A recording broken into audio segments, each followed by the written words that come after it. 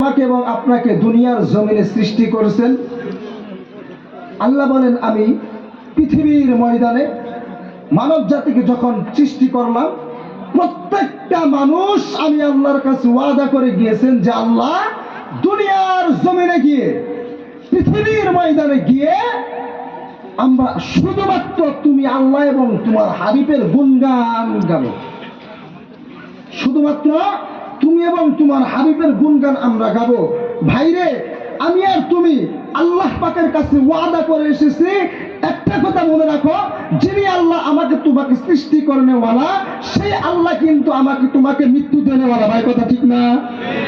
তাহলে যেই আল্লাহর কাছে আমি আপনি ওয়াদা করে এসেছি যে হে মালিক, আমরা পৃথিবীর ময়দানে গিয়ে তুমি এবং তোমার হাবিবের গুণগান গাইব, তোমার কোরআনুল কারীমের হুকুম আমরা মানব, সেই আল্লাহর কাছে আবারও আমাকে আপনাকে যেতে হবে।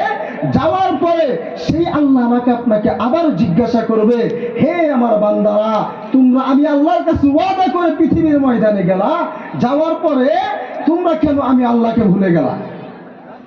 তোমরা কেন আমি আল্লাহকে ভুলে গেলা? আর আমি আল্লাহর ইবাদত তোমরা কেন করলা না? কেনই বা করলা না? আর যদি নাই করো, তাহলে আমি আল্লাহর সাথে কেনই বা তোমরা ওয়াদা করে গেলা? ভাই, তখন আমি আপনি কি করব? কথা বলেন, কথা বলেন। তখন আমি আপনি কি করব? আল্লাহর নবী হাদিসের মধ্যে বলেন, যারা মিথ্যা কথা বলে তাদের জায়গা হবে মুনাফিকের সাথে। যারা মিথ্যা কথা বলে তাদের জায়গা হবে মুনাফিকের সাথে। আর মুনাফিককে জায়গা কোথায় দেওয়া হবে? আল্লাহ পাক রব্বুল আলামিন যে জাহান্নামটা বানিয়েছে, ওই জাহান্নামের 70 গজ তলে সব থেকে তলে মুনাফিকের জায়গা হবে। আর ওই মুনাফিকের সাথে যারা মিথ্যা কথা বলে তাদের জায়গা হবে। ভাই, আমি আপনি যে আল্লাহ পাকের সাথে মিথ্যা কথা, আমি আপনি যে আল্লাহ পাকের সাথে ওয়াদা করে এসেছি, ওই ওয়াদা আমি আপনি দুনিয়ায় এসে মানতেছি না। আমাকে আপনাকে আবার সে আল্লাহর কাছে যেতে হবে। যাওয়ার পর যখন আল্লাহ পাক আমাকে আপনাকে জিজ্ঞাসা করবে, হে আমার বান্দারা, তোমরা যে দুনিয়ার জমিনের মধ্যে গেলা, আমি আল্লাহর কাছে যে ওয়াদাটা করে গেলা, সেই ওয়াদার তোমরা কি করেছ, কি কাম করেছ? তোমরা তো সেই ওয়াদার খিলাফ করেছ। তাহলে এটা আল্লাহর সাথে মিথ্যা কথা বলা হয় নাই? ভাই, মিথ্যা কথা বলেন, মিথ্যা কথা বলা হয় নাই? তাহলে আমার আপনার সেই মিথ্যা কথা বলার কারণে আমার আপনার ঠিকানাটা কোথায় হবে? কোথায় হবে? জাহান্নামেই তো হবে। কাদের সাথে হবে? মুনাফিকদের সাথে। যারা মিথ্যা কথা বলবে তাদের ঠিকানা হবে মুনাফিকের সাথে। আর মুনাফিকের ঠিকানাটা হবে জাহান্নামে, নিম্ন স্তরের জায়গায়, সব থেকে তলে। তাহলে সেই ওয়াদার খিলাফের যে আল্লাহর সাথে আমি আপনি ওয়াদা করে এসেছি, সেই ওয়াদার কাজ আমাকে আপনাকে করতে হবে না? আমাকে আপনাকে একটা কথা স্মরণ রাখতে হবে যে পৃথিবীতে আমি আপনি এসেছি, আবার আমাকে আপনাকে যেতে হবে। তার কারণ হলো, হযরত আদম থেকে নিয়ে হযরত ঈসা রূহুল্লাহ পর্যন্ত যত পয়গম্বর আল্লাহ পাক পৃথিবীর জমিনে পাঠিয়েছেন, একটা পয়গম্বর বেঁচে আছে কি ভাই? বেঁচে আছে কি? কথা বলেন, জোরে জোরে বলবেন। বেঁচে আছে কি? নাই। পয়গম্বর যাদেরকে আল্লাহ নবী বানিয়ে দুনিয়ার জমিনের মধ্যে প্রেরণ করলেন, তাদের থেকে বড় মানুষ কি পৃথিবীতে আর কেউ আছে? নাই। যেই নবীরা পৃথিবীতে আসলেন, সেই নবীরাও চলে গেলেন। সর্বশেষে আমি আপনি জানি পৃথিবীতে তার মতো কোন মানব মণ্ডল আল্লাহ পাক সৃষ্টি করে নাই, যিনি হলেন আমাদের নবী, বিশ্ব নবী, দুজাহানের নবী মুহাম্মদ মুস্তাফা সাল্লাল্লাহু আলাইহি ওয়াসাল্লাম। সেই নবীকে আল্লাহ পাক পৃথিবীর ময়দানে সৃষ্টি করলেন। যেই নবীর শরীরের মধ্যে মশা মাছি বসা হারাম, সেই নবীকেও আল্লাহ পাক পৃথিবীর ময়দানে রাখছে কি? রাখছে কি? সেই নবীকেও আল্লাহ পাক পৃথিবীর থেকে বিদায় করে নিয়ে গিয়েছেন। তাহলে আমাকে আপনাকে যেতে হবে না? যেতে হবে না? আমার বন্ধুগণ, আল্লাহ রাব্বুল আলামিন কোরআনুল কারীমের মধ্যে বললেন, কুল্লু নাফসিন যায়িকাতুল মাউত। জোরে জোরে আওয়াজ দিয়ে বলুন আল্লাহু আকবার। আমার সম্মানিত বন্ধুগণ, আল্লাহ রাব্বুল আলামিন কোরআনুল কারীমের আয়াতের মধ্যে চমৎকার করে ঘোষণা করে দিলেন, পৃথিবীর ময়দানে আমি আল্লাহ পাক রব্বুল আলামিন যতই মখলুকগুলো সৃষ্টি করেছি, প্রত্যেকটা মখলুকের একদিন না একদিন মৃত্যু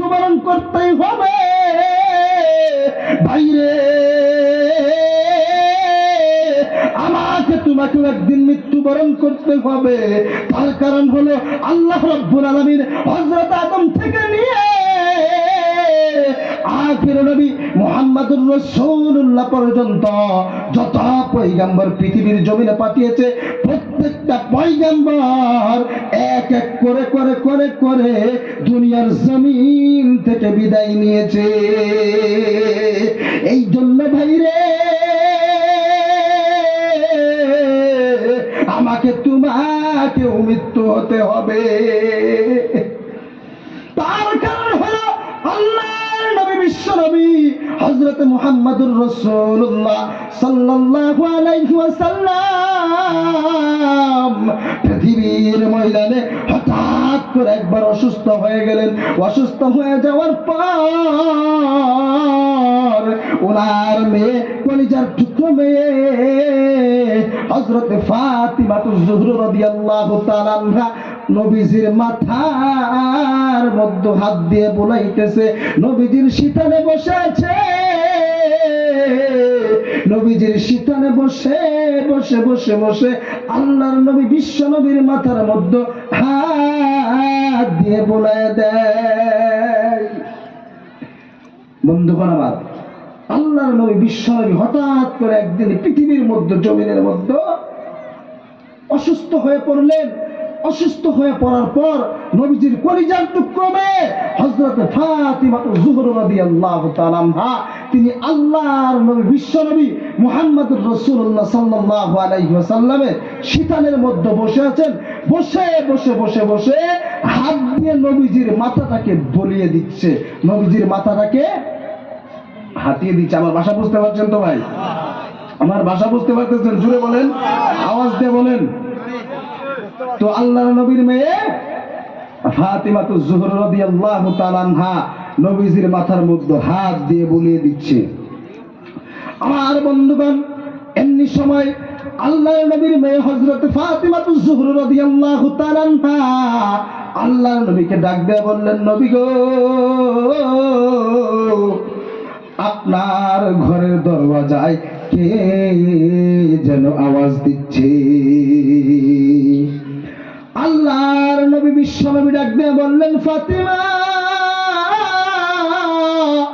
যাও যাও যাও, তুমি আমার ঘরের দরওয়াজাটাকে খুলে দাও। আল্লাহর নবীর মেয়ে হযরত ফাতিমাতুজ জোহরা রাদিয়াল্লাহু তাআলা আনহা তিনি মনে মনে চিন্তা করতে লাগলেন, হায়রে, আমার আব্বাজান অসুস্থ হয়ে যাওয়ার কারণে আমি ফাতিমাকে কোথাও ঘরের দরজা খুলতে বলেছি। কারণ আমি ফাতিমা হলাম সুস্থ মানুষ, আমি ফাতিমা শুনতে পাইলাম না আল্লাহর নবীর ঘরের দরজায় কে যেন আওয়াজ দিচ্ছে। কিন্তু আমার আব্বাজান অসুস্থ থাকা অবস্থায় বুঝতে পারছে যে ওনার ঘরের দরওয়াজায় কে যেন আওয়াজ দিচ্ছে।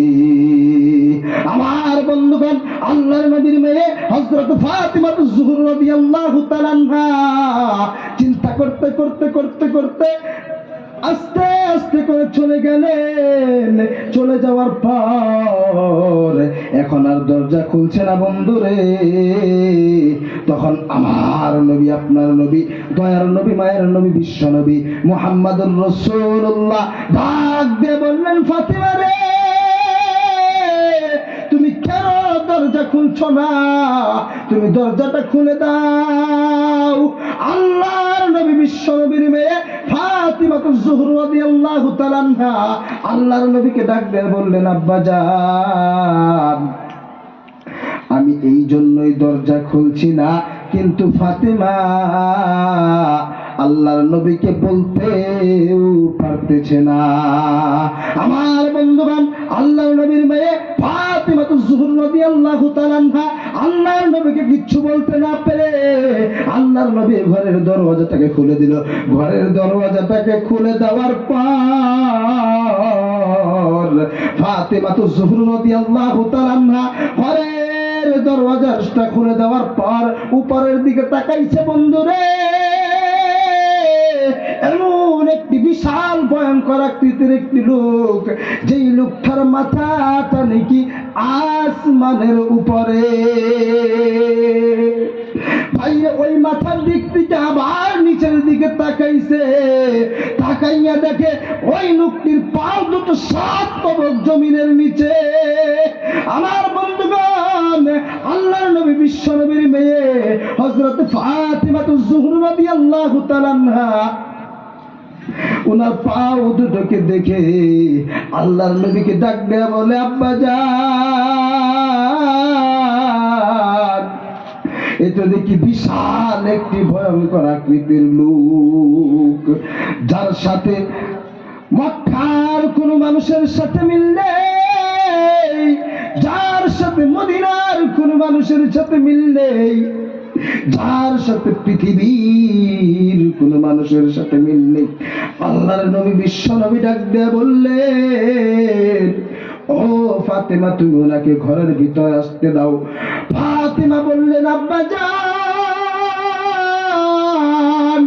আমি ওনাকে ঘরের ভিতরে আসতে দিতে পারি, কিন্তু আপনি ওনার পরিচয়টা দেন। আল্লাহর নবী বিশ্ব নবী ডাক দেয়া বললেন, মারে, ওনার পরিচয় তুমি শুনে কি করবা?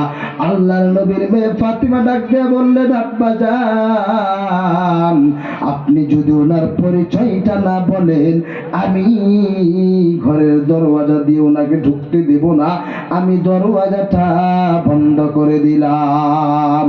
এই বলে আল্লাহর নবীর মেয়ে হযরত ফাতিমাতুজ জোহরা রাদিয়াল্লাহু তাআলা আনহা ঘরের দরওয়াজাটাকে বন্ধ করে দিয়েছে। বন্ধ করে দেওয়ার পর বন্ধুরে, আল্লাহর নবী ডাক দিয়ে বললেন, মারে, তুমি ঘরের দরওয়াজাটাকে খুলে দাও। ওটা এমন একটি লোক, ওটা এমন একটি আকৃতির লোক, যেই লোকটার নাকি ঘরের দরওয়াজা লাগে না, ঘরের জ্বালানাও লাগে না, কোনো সিদরাও লাগে না, উনি অটোমেটিক ঘরের ভিতরে ঢুকতে পারে। আমার বন্ধুগণ, আল্লাহর নবী বিশ্ব নবী এইভাবে ফাতেমাকে বুঝিয়ে বললেন, মারে, যার নাকি ঘরের কোনো দরওয়াজা লাগে না, ঘরের কোনো জানালা লাগে না, ঘরের কোনো ছিদ্রও লাগে না, কোনো ফুটাও লাগে না, তিনি ঘরের ভিতরে এমনিতেই আসতে পারে। তখন আল্লাহর নবীর মেয়ে হযরত ফাতিমাতুজ জোহরা রাদিয়াল্লাহু তাআলা আনহা ডাক দিয়ে বললেন, আব্বা জান, তাহলে উনি কে হতে পারে? আমার বন্ধুগণ, আল্লাহর নবী বিশ্ব নবী ডাক দিয়ে বললেন, মারে, তুমি ওনাকে ঘরের ভিতরে আসতে দাও। উনি এমন একটি লোক, এমন একটি লোক, যার ঘরের ভিতরে আসতে কোনো জানালা লাগে না, যার ঘরের ভিতরে আসতে কোনো দরওয়াজা লাগে না। তিনার নাম হলো আজরাইল আলাইহিস সালাতু ওয়াস সালাম। তিনি হলেন মালাকুল মাউত। আল্লাহর নবী বিশ্ব নবী এইভাবে যখন ডাক দিয়ে ওনার মেয়ে ফাতিমাকে বললেন, মারে, তুমি ওনাকে ঘরের ভিতরে আসতে দাও। আমার বন্ধুগণ, যখন আল্লাহর নবী বিশ্ব নবী ডাক দিয়ে বললেন, মারে, তুমি ওনাকে ঘরের ভিতরে আসতে দাও, তখন ফাতেমা ওই আজরাইলকে ঘরের ভিতরে আসতে দিলেন। আজরাইল আলাইহিস সালাতু ওয়াস সালাম ঘরের ভিতরে আসিয়া আল্লাহর নবী বিশ্ব নবীকে ডাক দিলেন। বিশ্ব নবীকে ডাক দিয়ে বললেন, ও মায়ার হাবিব, আপনাকে আমার আল্লাহর তরফ থেকে সালাম জানিয়েছে। জোরে জোরে আওয়াজ দিয়ে বলুন না সুবহানাল্লাহ। আমার বন্ধুগণ, আল্লাহর নবী বিশ্ব নবীকে মালাকুল মাউত আজরাইল ডাক দিয়ে বললেন, নবী গো, আপনাকে আমার আল্লাহর তরফ থেকে সালাম জানিয়েছে। এইভাবে যখন নবীজিকে বললেন, আমার নবী, আপনার নবী, দয়ার নবী, মায়ার নবী বিশ্ব নবী ডাক দিয়ে বললেন, আজরাইল ভাই, তুমি আগে আমার এখানে বসো। আমার আল্লাহ সালাম দিয়েছে, আমি নবীও সালাম ফিরিয়েছি, কিন্তু তুমি আজরাইল আমি নবীর কাছে কি জন্য এসেছো এটাও আমি জানি, এটাও আমি বুঝতে পেরেছি। তার কারণ হলো ভাই রে, আমি নবী আজকে কয়েকটা দিন হয়ে যায় অসুস্থ হয়ে বিছানায় পড়ে আছি। আমার বন্ধুগণ, আল্লাহর নবী বিশ্ব নবী এইভাবে যখন আজরাইলকে ডাক দিয়ে বললেন, আজরাইল তো আর কিচ্ছু বলতেছে না, আজরাইল কিচ্ছু বলতেছে না। তখন আমার নবী, আপনার নবী বিশ্ব নবী ডাক দিয়ে বললেন, ভাই আজরাইল তুমি বসো বসো বসো, আমি ততক্ষণ পর্যন্ত তোমার সাথে কোনো কিছু বলতে পারবো না যতক্ষণ না পর্যন্ত জিবরাইলের সাথে আমার কথা হয়। আমার বন্ধুগণ, আল্লাহ নবী বিশ্ব নবী হযরত মুহাম্মদুর রাসূলুল্লাহ সাল্লাল্লাহু আলাইহি ওয়াসাল্লাম এইভাবে যখন আজরাইলকে বলতে লাগলেন, বলতে বলতে বলতে বলতে বলতে কিছুক্ষণ সময় পরে আল্লাহর ফেরেশতা জিবরাইল এসে ওখানে হাজির। জিবরাইল ওখানে হাজির হয়ে গিয়ে আল্লাহর নবী বিশ্ব নবীকে ডাক দিয়ে বললেন, ও আল্লাহর নবী গো, আপনার সাথে আল্লাহর ফেরেশতা আজরাইল যেটাই বলেছে ওটাই হলো সত্য। আমার আল্লাহর তরফ থেকে আপনি নবীর কাছে সালাম পাঠিয়েছে। জিবরাইল এসে ওই একই কথা বলল, নবী গো, আপনার কাছে আমার আল্লাহ পাকের তরফ থেকে সালাম পাঠিয়েছেন। আপনি সালামের উত্তর দিলেন ঠিক, কিন্তু আজরাইল কি জন্য এসেছে আপনি তো তাকে ঘুরে জিজ্ঞাসা করলেন না। আমার বন্ধুগণ, আল্লাহর নবী বিশ্ব নবী হযরত মুহাম্মদুর রাসূলুল্লাহ সাল্লাল্লাহু আলাইহি ওয়াসাল্লাম জিবরাইলকে ডাক দিয়ে বললেন, ভাই রে তুমি শোনো শোনো শোনো, তোমার সাথে আমার কি কথা হবে? আজরাইল আমার কাছে যেটা নিয়ে এসেছে সেটা আমি বুঝতে পেরেছি, তুমি একটু আমাকে মাশওয়ারা দাও। আল্লাহর নবী বিশ্ব নবী জিবরাইলের কাছে বললেন, জিবরাইল ডাক দিয়ে বললেন, নবী গো, আমার মনে ধারণা হয় আজরাইল যেই কাজটা নিয়ে এসেছে ওটাই তো আপনার জন্য ঠিক। কারণ এই দুনিয়ার জমিনে আপনি যতই কষ্ট করতেছেন না কেন, আপনাকে কাফের বেঈমানেরা দ্বীনের জন্য, ইসলামের জন্য, কোরআনের জন্য পাথর মেরে মেরে মেরে মেরে আপনার শরীর থেকে রক্ত মোবারক ঝরায়। আমি জিবরাইলের এর থেকে আর কষ্ট হতে পারে না, আমি জিবরাইলের এর থেকে বেশি কষ্ট হতে পারে না। আমার বন্ধুগণ, জিবরাইল এইভাবে আল্লাহর নবীকে বললেন, নবী গো, আপনাকে কাফের বেঈমানেরা যেইভাবে কষ্ট দিচ্ছে আমি জিবরাইল আর বরদাস্ত করতে পারছি না। এইভাবে জিবরাইল আলাইহিস সালাতু ওয়াস সালাম আল্লাহর নবী বিশ্ব নবীকে বললেন, নবী আমার জিবরাইলকে ডাক দিয়ে বললেন, নবী গো, জিবরাইল আমি নবী যা জানি তুমি জিবরাইল তা জানো না। কারণ হলো আল্লাহর পয়গম্বর আমি, আমাকে আল্লাহ পয়গম্বর বানিয়ে পাঠিয়েছে। যদি তুমি আমার থেকে বেশি জানতা তাহলে তোমাকে আমার জায়গায় পাঠাতো, কারণ তুমি আমার থেকে একটু হলেও কম জানো, ওই জন্য আমার জায়গায় আমাকেই রেখেছে আর তোমার জায়গায় তোমাকেই রেখেছে। জিবরাইল আমি নবী যা জানি তুমি জিবরাইল তা জানো না।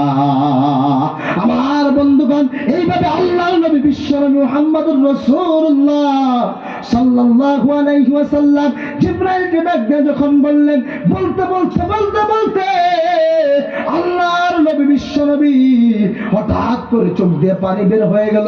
শুধু পানি বের নয়, জিবরাইলের সাথে কথা বলতে বলতে বলতে বলতে আল্লাহর নবী কান্না করা শুরু করে দিয়েছে। এমনি সময় জিবরাইল আল্লাহর নবী বিশ্ব নবীকে ডাক দিয়ে বললেন, নবী গো, আপনি কেন কান্না করতেছেন? আল্লাহর নবী বিশ্ব নবী ডাক দিয়ে বললেন, জিবরাইল, আমি কি জন্য কান্দি তুমি জিবরাইল তা বুঝতে পারবা না। জিবরাইল ডাক দিয়ে বললেন, নবী গো, আপনি কি আপনার বিবি খাদিজার জন্য কান্না করেন? আল্লাহর নবী বিশ্ব নবী জিবরাইলকে ডাক দিয়ে বললেন, জিবরাইল, আমার বিবি খাদিজার জন্য আমি নবী কান্না করি না, কারণ আমার খাদিজা এমনিতেই তো জান্নাতি। তারপর আল্লাহর ফেরেশতা জিবরাইল আমার নবী, আপনার নবী, দয়ার নবী, মায়ের নবী, বিশ্ব নবীকে ডাক দিয়ে বললেন, নবী গো, আপনি কি আপনার নাতনি নাতিন হাসিন এবং হুসাইনের জন্য কান্না করেন? আল্লাহর নবী বিশ্ব নবী আল্লাহর ফেরেশতা জিবরাইলকে ডাক দিয়ে বললেন, ও জিবরাইল, তুমি শোনো শোনো শোনো, আল হাসান ওয়াল হুসাইন সাইয়্যিদা শাবাবি আহলিল জান্নাহ, কারণ আমার নাতনি নাতিন হাসিন এবং হুসাইন কিয়ামতের ময়দানে জান্নাতের মধ্যে হবে যুবকদের সর্দার। জোরে জোরে আওয়াজ দিয়ে বলুন না সুবহানাল্লাহ, জোরে বলুন সুবহানাল্লাহ। আমার বন্ধুগণ, এইভাবে যখন আল্লাহর নবী বিশ্ব নবী জিবরাইলকে ডাক দিয়ে বললেন, ডাক দিয়ে বলতেছেন, আর আল্লাহর নবী বিশ্ব নবী কান্না করতেছেন, বিশ্ব নবী কান্না করে ভাই রে। আর জিবরাইল ডাক দিয়ে বলে, নবী গো, আপনি কেন কান্না করতেছেন? আল্লাহর নবীকে আবার জিবরাইল ডাক দিয়ে বললেন, নবী গো, আপনি কি আপনার মেয়ে ফাতিমার জন্য কান্না করেন? আল্লাহর নবী বিশ্ব নবী ডাক দিয়ে বললেন, ও আল্লাহর ফেরেশতা জিবরাইল, তুমি কি জানো না, জানো না, আমার মেয়ে আল ফাতিমাতু সাইয়্যিদাতু নিসাই আহলিল জান্নাহ, আমার মেয়ে কিয়ামতের ময়দানে জান্নাতের মধ্যে হব নারীদের সর্দারনি। জোরে জোরে চিল্লায়া বলুন না সুবহানাল্লাহ। আমার বন্ধুগণ, এইভাবে যখন আল্লাহর নবী সব কিছুই খুলে বললেন, আল্লাহর ফেরেশতা জিবরাইল আল্লাহর নবী বিশ্ব নবীকে ডাক দিয়ে বললেন, নবী গো, আমি তো কিচ্ছু বুঝতে পারতেছি না, তার কারণ আমি যেটাই জিজ্ঞাসা করি আপনি তার কোনো দিকেও অনুসরণ নয়, সেটার কোনো একটার দিকেও আপনি অনুসরণ নয়, আপনার ভাবনা চিন্তা আমি জিবরাইল এখনো বুঝতে পারি নাই। আর আমার মনে হয় কিয়ামতের আগ পর্যন্ত যদি এইভাবে জিজ্ঞাসা করি আপনি নবীর চিন্তা ভাবনা আমি জিবরাইল ধরতে পারবো না। আমার বন্ধুগণ, এইভাবে জিবরাইল আল্লাহর নবী বিশ্ব নবীকে বলতে লাগলেন। বিশ্ব নবী ডাক দিয়ে বললেন, জিবরাইল, আমি তোমাকে বলেছিলাম আমি নবী যা জানি তুমি জিবরাইল তা জানো না। আল্লাহর নবী বিশ্ব নবী জিবরাইলকে ডাক দিয়ে বললেন, ও আল্লাহর ফেরেশতা, তুমি জিবরাইল জানোনি আমি কান্না করি একমাত্র আমার ইতিম উম্মতির জন্য। আমি কান্না করি জিবরাইল আমার গরীব উম্মতির জন্য। জোরে জোরে আওয়াজ দিয়ে বলুন না সুবহানাল্লাহ।